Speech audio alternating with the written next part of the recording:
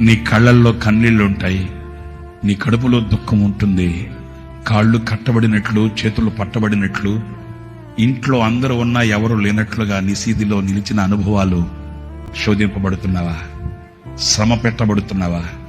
నలుగుతున్నావా? కృంగిపోకు. యేసయ్యతో అనుబంధం పటిష్టమవుతాది. యేసయ్యతో నీ నడక ప్రారంభమవుతాది. యేసయ్య స్వరాన్ని వినే చెవులుగా మార్చబడతాయి. యేసయ్యను చూచే నేత్రాలుగా నువ్వు అద్భుతాన్ని చూస్తావు.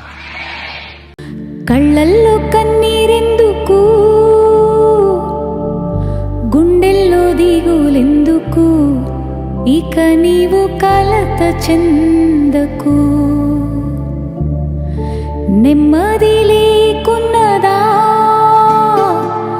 గుండెల్లో గాయమైనదా, ఇక అవి